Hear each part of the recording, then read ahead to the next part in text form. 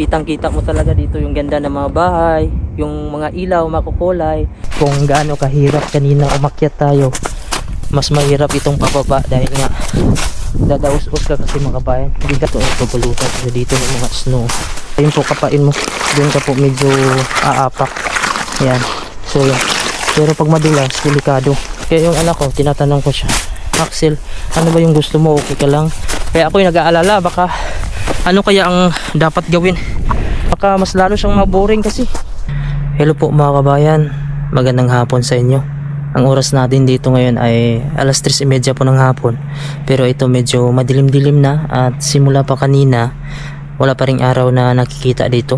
Mga ilang araw na din dito mga kabayan na hindi sumisilip yung araw at medyo masama yung panahon dahil madalas po ulan, snow, tapos malakas yung hangin. Okay lang sana mga kabayan kung nag-i-snow lang siya, hindi malakas yung hangin. Tapos ngayon ay nagtunawan po ngayon mga kabayan, no? I-update ko kayo. Ito po yung mga itsura ngayon dito ng daanan natin. Ganito yung may mga itim-itim. Nilalagyan nila ito ng, ayan, buhangin to siya mga kabayan. Ito po siya. Buhangin to para hindi madulas yung mga gulong ng mga sasakyan. Kasi pag wala ito, maaaring mag 360 yung sasakyan dyan. Gaya niyan mga kabayan, ito. Solid na ito mga kabayan at maaari ka na ditong mabagok. Yan po, maaari ka na mabagok. So ganito pag pupunta ka dito, dapat yung sasakyan mo ay makapal-kapal yung winter tire mo. So ito po yung paligid natin. Tingnan nyo yung mga bubong, medyo nakita na yung itim. Dati kasi puro puti yan. Dito kasi mga kabayan sa Greenland, kapag yung temperature kasi dito sa Greenland ay biglang bumaba. Ngayon kasi nasa 1 degree Celsius. Yan po yung temperature nag-uumpisa na magtunawan. Yung mga snow, tutunawin niya yan pag 1 degree Celsius. Pero kapag 0 degrees, minus degrees, minus 2, minus 1, basta mag minus degrees, from 0 degrees to minus degrees Celsius, yan po ang dahilan na mag-frozen siya. Pero pag 1 degree Celsius lang mga kabayan, ay talagang tutunawin niya mga kabayan yung mga snow na ito. So ito po mga kabayan, no, yung madadaanan natin. Hey! Kabayan yata yan eh. So ito po yung madadaanan, ito madulas po siya, no? Yan. Medyo kailangan dapat natin dito ng winter tire o winter spike. Yan. So dito ata nakatira si kabayan, no? Daan lang kabayan. Ha? Wala. Vlog muna. Diyan ka wala nakatira. Malapit lang, no? So yan yung kabayan. Bahay ni kabayan dyan. So ako dito mga kabayan, pag nagbablog ako dito, medyo nahihiya ako mga kabayan. Kaya madalas makikita nyo sa vlog ko, ako lang talaga mag-isa. Kaya gusto ko lang kasi ipakita itong lugar na ito. Pero mayroon naman akong mga kaibigan dito, kakilala. Minsan sa mga ka-churchmate ko, minsan nagpapasama sila mag-vlog, magpa-shoutout. Pero sa Facebook, ito yung ginagawa, pinopost ko sa Facebook. Pero yung ako magsasabi na tara, sama ka sa vlog ko, ayan, nahiya ako. Kaya mas gusto ko kasi yung magbablog ako na ako lang mag-isa. Kasi yung content ko kasi about Greenland naman siya eh. Hindi naman kasi sa about dito so mga tao, kung ano yung buhay ng mga iba pang Pilipino dito. Pero may iba dito na gusto nila sumama sa akin kaso hindi lang kami nagkakauras. So ito po mga kabayan, no? Tingnan ko muna dito kung mayroon pa kung winter spike dito habang naglalakad tayo. Gagamitin natin kasi napakadulas. Ito po yung sasakyan natin. Dito tayo nakaparking. Meron kasi ako dating kinuha na winter spike. Ayun mga kabayan, wala po tayong winter spike, nakalimutan ko. Meron ako dati dito sa sasakyan pero hindi ko na matandaan kung saan ko nilagay. Parang nailagay ko ata dun sa bahay. Sige, okay lang, maglalakad lang tayo ng dahan-dahan habang tayo nagkukwento. Ayan, pakita ko lang sa inyo dito yung view mga kabayan, no? Ayan. So maganda maglakad ngayon kasi medyo warm. Nasa 1 degree Celsius siya. Pagka ganyan mga kabayan, medyo mainit na yan sa amin, lalo na nanggaling kami sa minus 10 na ata mga kabayan, minus 10 degree Celsius na ata dati. So ngayon nag 1 degree Celsius yan, medyo warm na sa amin yung pakiramdam na ganyan. So pagka ganito yan madulas. Pero yan, dahil 3 years na tayo dito, sanay naman tayo maglakad dito kasi matatansya na natin. Pero wag tayo pa rin kumpiyansa. Nung dumating ako dati dito, nakatatlong bagsak siguro ako mga kabayan, no? Tapos doon ako natuto kung paano maglakad dito. Kasi dito sa Greenland ay nasa 7 to 8 months dito yung snow. Tapos buong taon dito ay malamig talaga siya. Kahit summer dito malamig siya mga kabayan. Naalala ko nung dumating kami dito May mga kabayan, nung buwan ng May, mayroon pa ring snow, nag snow pa nung dumating kami May dito, May 7 kami dumating or May 8 dito sa Greenland. Kasama ko yung pamilya ko na nitong taon lang ay nag snow pa. Yun yung unang salubong nila ng snow, yung mga anak ko. Pero bandang June, yun wala na siyang snow. Kasi dito nag-uumpisa yung snow dito, minsan August nag-snow na siya. Pero hindi siya tuloy-tuloy. Tapos pagka September mga kabayan, doon na yung madalas mag-snow, September tapos October. Pero nitong taon, nung kahit December na, mahina lang yung snow, hindi siya malakas yung snow ngayong taon. Mahina siya, hindi kagaya dati na tambak na, halos matabunan na itong bahay dito dati. Yan. So yun mga kabayan, no? Alam nyo ngayon ay rest day ko sana ngayon. Araw-araw ako nagbablog, araw-araw ako nagbibideo. Pagka may panahon ako, lumalabas ako ng bahay basta hindi pa ako pagod. Kahit yung papunta ako ng trabaho, pagising, nagre-record ako niyan kasi yun ginagawa kong upload dito sa aking YouTube kasi extra income na din mga kabayan, no? Ako kasi may plano ako na magbakasyon nitong next year, 2026. So plano namin mga March or April. So depende pag lalabas yung work permit namin, doon magbabakasyon kami. Kasi yung work permit namin mga kabayan ay ni-renew ko, bagong renew, pero hindi pa natanggap, hindi ko pa natanggap yung approval. Kung na-approve ba yun yung renew ko, kasi lahat kami ni-renew ko yung papel namin. So gaya nito, wala tayong kuan dito, hindi tayo makadaan dito.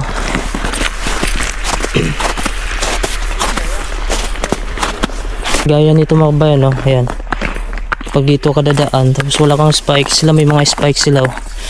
Ayan, mahirapan tayo dyan. So dito na lang tayo sa medyo patag kasi napakadulas talaga. Ayan. Kunting kuan mo lang dito mga kabayan, pagkakamali, maaari ka ditong madulas. Ayan. Dahan-dahan lang tayo. Kasi sanay naman tayo dito na maglakad na ganito, nasa ice. Pero pag mga bata nito, napakadelikado. Dahil yung mga bata ay takbo lang ng taktak. Kahit pagod ako sa trabaho, pagdating ng bahay ng mga kabayan, nag-i-edit pa ako. Siyempre hindi din madali yung bilang isang content creator dahil gusto ko nga maka-extra income. Sayang din naman kasi mayroon na tayong channel. So yung mga tao o mga subscriber ko dito, salamat sa panonood. Lalo na yung iba dito na hindi sila nag-skip ng ads. Salamat, malaking tulong yun para sa akin. Actually mga kabayan, malaking tulong yung pag-YouTube ko dito. Kahit paano ay naka-income tayo at nakaipon ako. Kaya ngayon yung balak ko na magbakasyon, yung anak ko din inaalala ko din dahil si Axel, nung unang dating niya dito, masayang masaya siya mga kabayan yung summer kasi 24 hours dito may liwanag mga kabayan, hindi lumulubog yung araw kahit alas 12 ng ating gabi. Naglalaro pa yung anak ko sa labas kasi hindi pa naman nag-umpisa yung school dati. Madalas yan sasabihin sa akin, Dada, pwede ba tayo magkuhan sa labas, magbike? Sinasamahan ko yan siya, magbike. Minsan nagpipishing kami niyan. Alas 12 ng hating gabi, nagpipishing kami dun sa may baba. Pero ngayon, dahil winter na, ayan, so limitado na lang yung oras mga kabayan. Isa din sa mahirap na daanan dito, ito, paakyat po siya. Tapos pag naglalakad ka dyan sa gitna, delikado. So ang gawin mo dito, kadadaan sa malalambot na ito na snow para mayroon kang kapitan. Pag malambot kasi mas okay. Kaya yun naisip ko mga kabayan na magbabakasyon kami nitong March kasi birthday ng anak ko kasi sa March 28. So kung lalabas na yung work permit namin nitong January or February, maka-file kami ng vacation sa company ko. Ako kasi mga kabayan, libre na ng company ko yung pamasahe ko. Pero syempre yung allowance dun sa Pilipinas na gagastusin mo, kailangan mo pa rin pag-ipunan yun. At yung pamasahe ng dalawa kong anak at saka si Mrs., yun na lang yung problemahin ko. Kaya ang sipag-sipag ko ngayon mag-upload ng video. Araw-araw ako nag-upload dito sa YouTube ko. Kahit yung mga video ko mga kabayan na mga kung ano-ano lang ina-upload ko dito, basta may magandang views lang dito, mayroong nanonood. At ako din nagpapasalamat dito sa mga subscriber ko na sinasabi nila pag nanood sila hindi nila ini-skip yung ads. Malaking tulong talaga mga kabayan yung hindi kayo mag-skip ng ads. Malaking tulong talaga sa income ko. At nitong taon na to mga kabayan, yung pinakamalaking income ko sa YouTube na yung nag-upload ako dito. sa YouTube. Itong taon yung pinakamalaking income ko at malaking tulong talaga. Kasi dati mga kabayan, no, nag-focus kasi ako sa Facebook. Yung Facebook page ko mga kabayan, bali 3 buwan na restrict po ako, hindi po siya kumita. Yun sana yung pinaka inaasahan ko talaga na maka-income ako, yung Facebook page ko, kasi medyo malaki-laki yung income ko doon. Ang problema lang na violation tayo, kaya tumigil yung kita ko ng 3 months. So sa awa ng Diyos mga kabayan, ngayon ay bumalik yung kita ko, pero hindi na siya ganun dati kalaki dahil may problema pa rin yung page ko na may mga post ako na kailangan kong i-delete doon, yung about sa abroad nga, trabaho, apply, kasi nagbibigay ako ng informasyon kung paano makapag-apply dito sa Greenland at yan po ay bawal sa Facebook. So yung ginagawa ko yan, kiniklear ko yung mga bawal, dinidelete ko siya, pero ang sabi nila 1 year pa daw yun mawala yung violation na yun, nandun pa rin yun sa aking Facebook page. Pero pasalamat ako mga kabayan kasi hindi pa lang umabot ng 1 year, pwede na akong kumita ngayon, pero hindi gaya dati kalaki talaga. Pero okay lang din, at least nag-umpisa ng kumita yung Facebook page ko ngayon. So medyo madulas dito, ayan po. Ito yung mahirap dito kapag wala ka talagang winter spike. So hindi ka dito pwede maglakad-lakad kasi maaari kang tumambling dito. At dapat ganito mga kabayan, oh, kapain mo yung medyo malambot. Ayan, kasi pag solid na yan mga kabayan, tapos may tubig sa itaas, gugulong ka na dyan. Ayan, gaya nito. Ayan. Itong part na to mga kabayan, medyo pa ganun siya. Ayan. So kung maglalakad ka dito, dapat siguraduhin mo hindi po solid yung ice. Ayan. Pag solid kasi yung ice, tapos may tubig, yun po. Pero yung medyo magaspang-gaspang, ayun po, kapain mo. Doon ka po medyo aapak. Ayan. So yan. Pero pag madulas, delikado. Yan. Yung medyo magaspang, pwede pa yun. Pero napakadelikado dito banda. So doon muna tayo sa sa itaas-taas. Ayan po, daanan kasi natin yung snow na yan, malambot kasi yan. So dito tayo sa medyo medyo scramble siya. Ayan. Kasi pagka solid, yan, may bukol-bukol na ganito, ayan, pwede tayo dyan. Kasi mayroon pa siyang ice na magaspang. Pero pag solid na, hindi na pwede. Maaari po tayong tumbling dyan. Ito na yung safe dito, ayan po. Ayan, pag ganyan, safe na po ito. Pero siyempre ingat pa rin tayo dito kasi baka mayroong mga kanal dito na malalim na siya at tapos tubig na pala yun, malambot na siya. So yan, so nakakuan tayo mga kabayan, no? Nakaraos. So ganito mga kabayan, kapag naglakad ka dito tapos wala ka pang winter spike sa sapatos mo, kasi mayroong winter spike yan dito, meron ako doon kaso nakalimutan ko. Kahit maglakad ka dyan, magtakbo-takbo ka dyan, talagang tutusok yun sa mga yelo kahit madulas siya. Gaya nito, hindi ako pwedeng maglakad dyan. So ang ginawa ko, umikot pa ako sa taas para madaanan ko itong snow na to. Yan. So ganito kahirap sa Greenland maglakad dito. Kapag wala ka pong sasakyan, ay maglakad ka talaga. Dahil dito sa Greenland, hindi naman halos lahat dito mayroong mga sasakyan.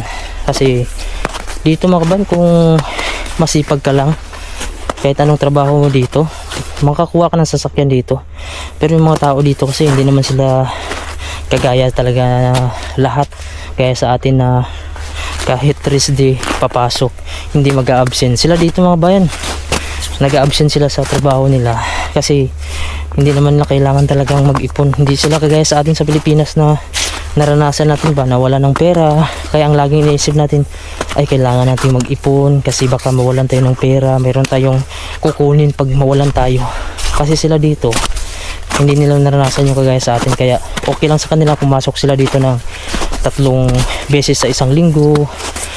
Pero nakadepende kasi may iba dito na malaki yung pamilya nila, may mga binubuhay sila, yun todo sikap yun. Pero yung mga binata lang, yung walang anak, yan saktong mabubuhay lang sila, makakain, okay na sa kanila kahit hindi sila makabili ng mga sasakyan dyan, mamahalin na gamit. Ang importante sa kanila dito minsan ay kuwan lang, makakain lang, mabuhay, makabayad ng pang araw-araw. Kasi dito makaban sa Greenland, kung tamad ka dito, useless ka din dito. Wala kang silbi dito makabayan kung tamad ka dito, kasi magugutom ka dito. Wala ka ring ibabayad sa bahay. Ganyan yung bahay niya yan, babayaran mo yan buwan-buwan. Hindi ka pwede dito na hindi magbayad. Pwera na lang kung nabili mo yan. Pero yung presyo niyan makabayan, alam nyo, ganyan lang makabayan, no? Nasa 3 million yan. Kasi natingnan ko yan sa price dito, yung mga ganyang bahay. So nakadepende pa kung ilang kwarto. Old model pa yan mga kabayan, 3 million Danish kroner. Kung sa atin yan 27,000 pesos na yan. So napakalaki. So magkano lang yung sahod mo dito kung hindi ka big time dito or mga negosyante dito, hindi ka makakabili niyan. Makakabili ka niyan, pero dapat malaki-laki yung sahod mo dito. Kaya yun mga kabayan, kapag nakapag-ipon ako dito, maswertein tayo dito sa YouTube. Magpabook kami ng ticket para babakasyonin ko muna yung pamilya ko. At kasama din ako magbabakasyon kasi hindi ko pwedeng iasa kay Mrs. yung dalawang anak dahil mayroong vertigo si Mrs. mga kabayan. Sinusumpong yan, kaya hindi siya pwede niya siya lang mag-isa. So gaya nito, napakadulas oh. Kasi kung si Mrs. na mga kabayan, ina-atake yung vertigo niya, kaya delikado kung siya lang po mag-isa magbiyahe. Kaya kasama ko. Sayang din naman kasi yung bakasyon ko kasi kada taon may libre yung bakasyon yung company ko, kaya kailangan kong gamitin. Hindi din naman pwede na ako lang magbakasyon, maiiwan yung pamilya ko. Kailangan talaga kasama ko sila. Pero kung hindi ako nag-YouTube mga kabayan, no? Hindi ako nag-Facebook, wala akong income, siguro magtiis na lang muna kami, nandito kami. Pero sa akin kasi meron naman tayong magamit dito sa YouTube, may mga suporta naman ninyo, nagkakaroon naman ng ads, lalo ng iba hindi sila nag-skip ng ads. So malaking tulong para sa akin, kaya ako nagpapasalamat sa suporta sa akin. So naghahanap ako ng madaanan, kaso naabot na ako dito sa dulo. Medyo malambot kasi dito, wala tayong puno, wala tayong spike dito. So pag wala kang spike dito mga kabayan, pag nakarating ka na dito, ang tanging paraan mo lang madaanan ito, gilid. So parang pasil lang siya, yan dito, gilid. So pagdating doon, may snow na naman, kaso napakalayo na yun, ikot ka pa dun sa itaas. So medyo nahirapan ako kung saan ako dadaan. Pag dito naman, madulas, kasi yan oh, tagilid na yan oh, wala kang makapitan dyan. Solid na kasi na ice yan, tapos may tubig at delikado. So baba tayo ulit sa kuha natin, doon tayo daan na lang, mas safe doon. Okay lang kung ganito, medyo malambot. Pag bagsak mo, ito snow lang siya. Pero pagka ganito, tingnan natin dito, ito may bukol-bukol pa siya. Dapat kasi ito may bukol-bukol, mapakan mo ganito, yan. Pero pag solid na, atras ka na, ito meron pa, yan. So dapat dito kailangan mo kapain, yan. Kunti na lang. Yeah. Oh, malapit na tayo. So ito, pag mga ito press pa bayan, lumulutang pa yung snow, pwede pa yan. Yan. So ganito po siya kaputik. Ang mahirap lang ito kapag mag minus degrees na naman, ma-frozen na naman ito, magbukol-bukol na naman ito. Ito na naman yung delikado, lalo na pagka madaanan ng sasakyan, tatalon-talon yung sasakyan, tapos kung mabagsak ka dyan, yung tumama sa ulo mo, yung delikado kasi para ng bato ito makabayan pag na-frozen siya. So ito, bumalik tayo sa dinaanan natin, yung binaybay natin. Dito sana ako dadaan kanina, kaso ito solid na kasi ito, yan, napakadelikado. Akyat tayo dun sa itaas mga kabayan. Gusto ko sanang ilabas kanina yung mga bata at saka silang misis, kaso ako'y nag-aalangan dahil napakadelikado at napakadulas kasi ng kalsada. At yung sasakyan ko mga kabayan, tumitirik, 360 siya. Kaya ako yung natatakot, lalo na pagka paahon gaya nito, paahon siya, dapat diretso-diretso siya. Kasi pag hindi, pag titigil ka, wala na, hindi ka na makaabante. Kaya ang gawin mo para makaalis, atras ka ng atras hanggang doon yung patag na makabuilo na naman ulit siya. So ito yung mahirap dito sa ganun, kapag yung sasakyan mo maliit gaya nito, tingnan nyo yan. So tinambak na lang yan dito, hindi kasi magagamit yung mga kabayan kapag yung lugar dito ay mataas. Yun, paahon kasi dito, wala yan, gagapang yung sasakyan yan. Alam ng driver na hindi kakayanin ng sasakyan niya kapag gamitin niya dito, kaya iniwan niya na lang. So gusto kong akyatin dun sa itaas para makita natin yung baba nito, pero parang madulas. Pero sige lang, dahan-dahan lang tayo. Yan, tinatanong ko nga yung anak ko, yan, madulas na dito banda, na ito ayos na talaga to. Yan po siya, ayos na talaga siya, mararamdaman ko kasi siya. So ganun-ganun kasi mga bayan. Yan, kaya yung anak ko, tinatanong ko siya, Axel, ano ba yung gusto mo? Okay ka lang? Sabi niya, okay lang man. Tapos ang ginagawa kasi niya sa bahay, dati nagtatablet siya, pero yung nakababad siya palagi sa tablet mga kabayan halos isang araw kapag wala siyang pasok. Pagtapos siya ng pasok kasi nasa loob na siya ng bahay, nagtatablet, yun, nagkasakit siya. Nagtalikura siya yung trangkaso, kaya yung tinigil ni Mrs. hindi na siya binibigyan ng tablet ngayon. Yung ginagawa niya ngayon, tingin na lang siya ng TV, yan, tapos nag-drawing, susulat, yun na lang. Pero minsan nag-aalala din ako kasi gusto niya mag-tablet. Sabi niya mami niya, hindi, pinapagalitan siya ng mama niya, hindi niya mag-tablet kasi nga yung nagkasakit siya, yung nagbantay sa kanya, mama niya. So 3 araw ata mga kabayan, 3 gabi hindi nakatulog yung mama niya. Yung nagbabantay sa gabi, magpainom every 4 hours. Gising yung misis ko para painumin siya ng gamot kasi nga pag trangkaso lagi natin yun every 4 hours kasi yung sabi ng doktor. Ang nangyari, yan, yung mama niya naman, yung nagkasakit, lumipat sa kanya yung sakit, yun, nagkasabay sila magkasakit nun. Tapos gumaling na si Axel, yung mama niya naman nagkasakit, hanggang sabi ng mama niya, huwag ka na muna gumamit ng tablet kasi yun yung dahilan nagkatangkaso ka. Yun, hindi na siya gumamit ng tablet ngayon. Pero minsan sinasabihan niya ako na gagamit na siya ng tablet. Sabi ko ay wag na kasi yung mama mo magagalit. Ayaw ko naman magalit yung misis ko. Kaya ako yung nag-aalala, baka ano kaya ang dapat gawin, paggamitin kaya sa ng tablet pero limited lang yung oras, kasi baka mas lalo siyang maboring. Kasi subukan ko kasi dito mga kabayan kung mayroon bang mga indoor dito activities. Wala talagang pwedeng gawin dito. Mayroon naman dito sa labas pero madalas masama yung panahon. Pag napunta kami doon, yung mag-i-skate na kami, sarado naman yung mga gamit na pinapagamit na libre doon. Kaya plano ko, bilhan ko na lang siya ng skating shoes na skating para anytime pwede siya maglaro doon, or snowboard. Kasi mas gusto niya kasi mga bayan maglaro talaga sa labas. Napansin ko sa anak ko, mas physical siya, yung gusto niya maglaro sa labas kaysa yung magwan, yung puro snow na dito. Saan tayo dadaan nito? Ang layo na, tinahak natin yung bundok na ito mga inakyat natin. Ang gusto ni Axel mga kabayan, yung magbike sa labas, mag-football. Nalaro naman siya ng computer pero mabilis siya magsawa.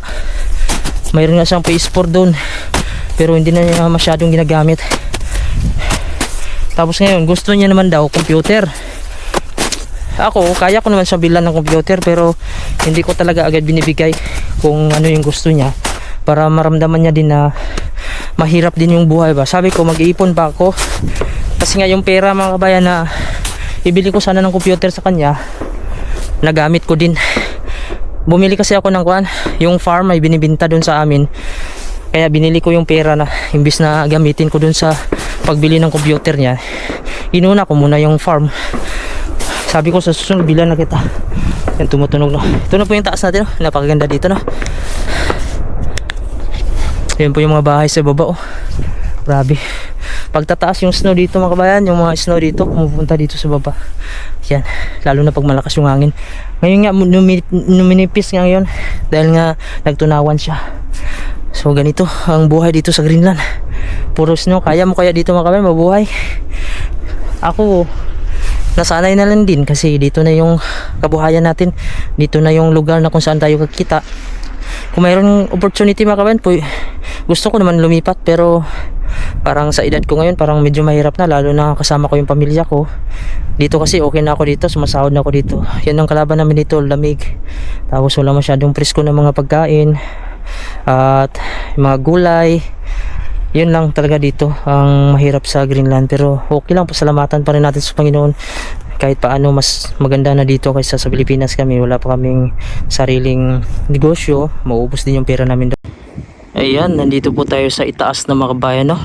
Ito na po yung end dito. Ayan, bundok na po yan dito mga kabayan. Tapos yung view natin, ayan, napakaganda po dito pag nasa itaas tayo. Makukulay po yung mga bahay at tingnan nyo naman yung mga ilaw, nagsisilbing liwanag dito sa mga bahay nito. Yan po, Ayan po yung Greenland. Hindi po ito Switzerland, hindi po ito New Zealand, at hindi po ito Iceland. Ito po yung Greenland. Naniniwala ka mga kabayan? Grabe, napakaganda ng view dito mga kabayan, no? Kitang kita mo talaga dito yung ganda ng mga bahay, yung mga ilaw makukulay. So masarap dito mga kabayan kapag magbakasyon ka lang dito. Pero para sa atin na mga Pilipino, nakasanayan natin yung lugar talaga na mayroong init, hindi ganito ka sobrang lamig, dahil doon tayo dahil yun ang nakasanayan natin. Sila kasi dito mga kabayan, ito na din yung nakasanayan nila. Kaya tayo mga kabayan, pag napunta tayo dito sa ganitong lugar, ay madalas talaga sa atin ay hindi kinakaya yung ganitong lugar na malamig. Pero sa akin mga kabayan, kinakaya ko lang naman kasi kailangan natin kumita dito, makaipon para sa pamilya. Kasi darating yung panahon na gusto naming magpurgod ni Mrs. Malaki na yung mga bata, kaya na nila yung mga sarili nila, babalik na din kami sa Pilipinas. Kasi isang pagkakataon ito mga kabayan na makapagtrabaho kami dito habang nasa Pilipinas ay hirap yung buhay namin. Dito namin buuin yung mga pangarap namin, mag-ipon kami para pagdating namin sa Pilipinas ay hindi na kami mahirapan kahit wala kaming trabaho doon. At least mayroon kaming mapundar doon na negosyo, may nabili kami mga lupa, mga investment. So yun po yung plano namin ni Mrs. Bago kami babalik sa Pilipinas, hanggat kaya namin dito magtrabaho sa lugar na ito ay igagrab namin yung opportunity na ito, dahil hindi po lahat ng mga nangangarap na makapagtrabaho, makapunta dito sa Greenland ay nabigyan ng pagkakataon. So kami nagpapasalamat kami sa Panginoon dahil isa kami sa nabigyan na makapagtrabaho dito. So ang Greenland ay malaking tulong sa aming buhay ngayon dahil hindi naman kami swerte sa Pilipinas. Kaya kailangan na namin dito tiyaga.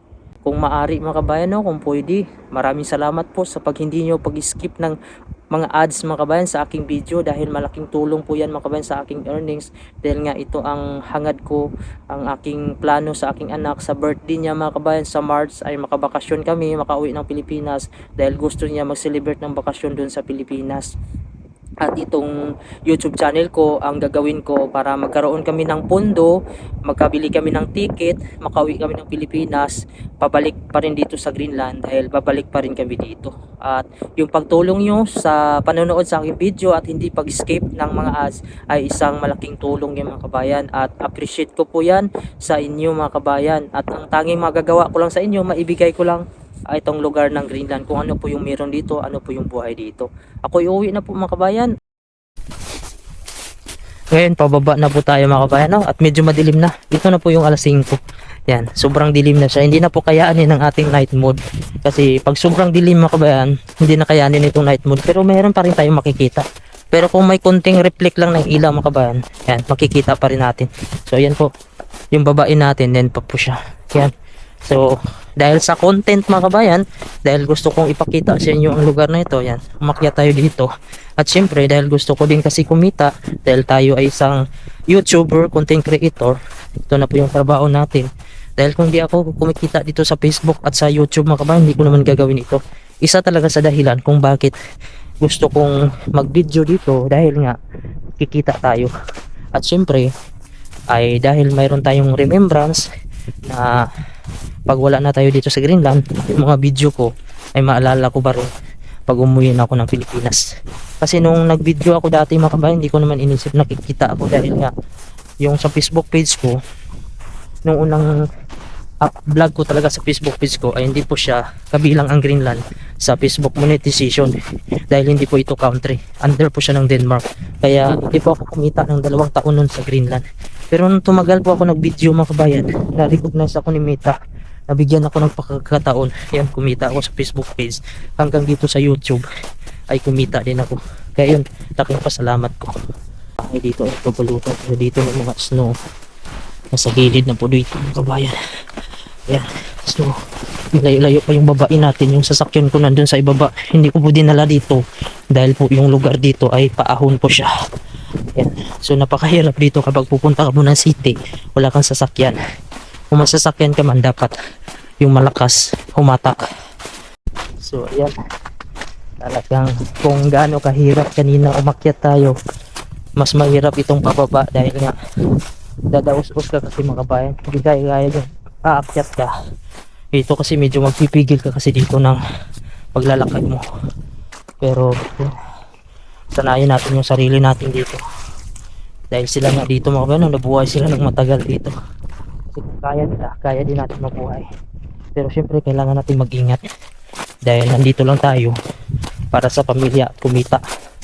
So ayan, mga bahay dito talagang napakahirap dito kung bababa ka pa dun sa city na maglalakad ka lang. Hindi kayanin mga kabayan kung dito kami magbo-board.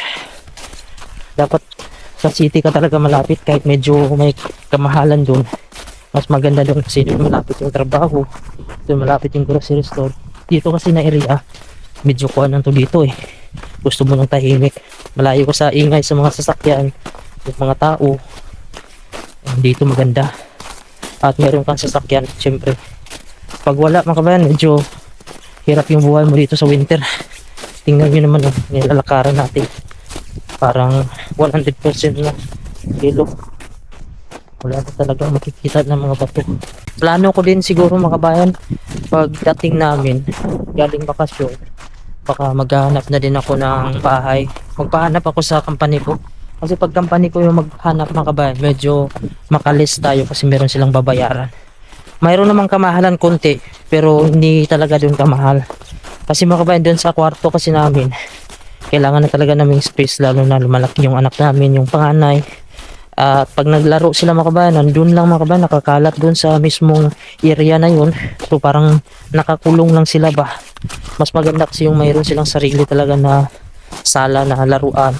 Bukod pa yung kwarto kasi kung magpapahinga si Mrs., yan, hindi siya mai-istorbo, lalo na yung may sakit si Mrs. mga kabayan.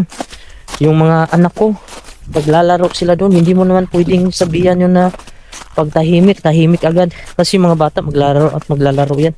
Kaya yun, mahirap, lalo na yung nagkasakit si Mrs. Ang ingay talaga ng dalawang anak ko. Imbis na matulog yung Mrs. ko, kasi nga si Mrs. di ba nagka-problema siya dahil hindi siya makatulog. Nagka-insomnia siya. Mga 3 gabi yung mga kabayan, hindi siya nakatulog. Dali na sana naman sa ospital. So sa awa ng Diyos mga kabayan, si Mrs. pinainom ko lang siya nung sinabi niyo na yung may nag-comment kasi doon yung chamomile tea. Tapos yung pinilan ko siya dun sa kuan, sa may video center, yung sa bintaan ng mga gamot. Nagtanong kasi ako dun kung ano yung mga gamot para sa yung di makatulog. Ayun yung gole, yung binili ko gole. Dalawa kasi yung pinapapili niya sa akin. Yung isa yung anti-stress din na nakalagay, magnesium. Basta magnesium, may magnesium ata yung mga kabayan. Pero yung pinili ko isang gole kasi yun yung nakasanayan eh. Nakasanayan na ginamit ni Mrs. dati na nakatulog din siya. Bali yun. Kaso tumigil na kasi noon sa dati, hindi naman siya sinusumpong ng kanyang insomnia. So simulan yung ginamit niya mga kabayan, puro na naman sa tulog. Yun naman yung nakuha niya kasi na sobraan na din siya ng tulog. Kaya minsan iniinom niya lang yun pagka hindi siya nakakatulog. So ayan, pasalamat ako sa Diyos mga kabayan at nakatulog na si Mrs. Yun, medyo nagihilo dito. Hindi ko alam kung saan tayo dadaan ito. Medyo madulas. Yan. Yeah. Dito tayo sa gitna mga kabayan. Yan, mahaba-haba yung lakbay natin yan. So yan, mabuti nakalapag tayo kasi gusto ko maglakad dito sa may snow banda. Yan. Ayan, so ngayon mga kabayan, sa awa ng Diyos, si Mrs. nakabalik na sa dati sa normal yung tulog. Ngayon nga, medyo yung tulog niya, mas matagal na siya makagising.